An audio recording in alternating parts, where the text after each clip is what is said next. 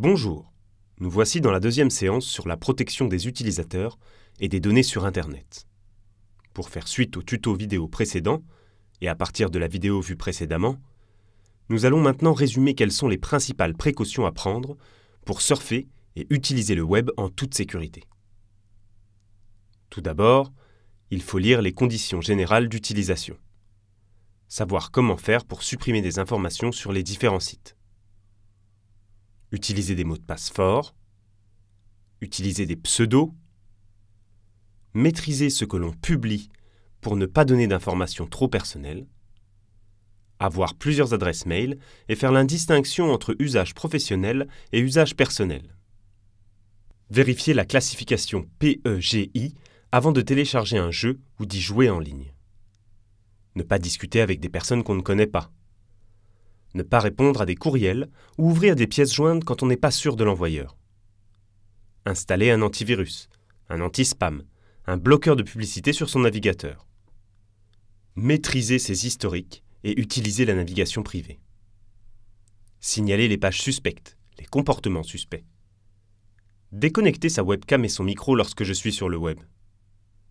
Ne pas laisser son Wi-Fi ou son Bluetooth ouvert. Lorsque je me connecte au web dans un site public, McDo, hôtel, restaurant ou bar, il est plus sûr que je le fasse à travers un tunnel VPN, c'est-à-dire un Virtual Private Network, qui masquera mon adresse IP. Paramétrer son smartphone et son PC pour empêcher les achats en ligne par défaut. Ne pas surfer sur le Deep Web ou le Dark Web.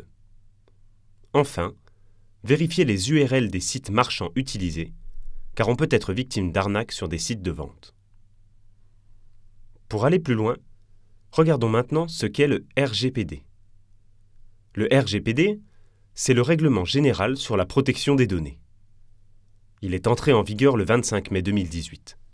Il permet de protéger la vie privée et les données à caractère personnel en France et en Europe.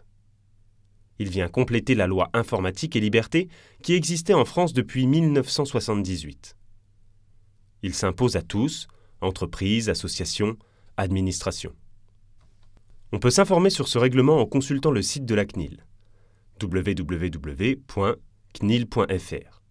ou en regardant la vidéo de cookies connectés à l'adresse suivante. Voilà, vous savez tout, ou presque, sur les mesures à prendre pour vous protéger lorsque vous naviguez sur le web. Désormais, faites attention et paramétrez correctement les différentes applications que vous utilisez. Des exercices vous attendent sur le site compagnon. Bonne chance, à très bientôt.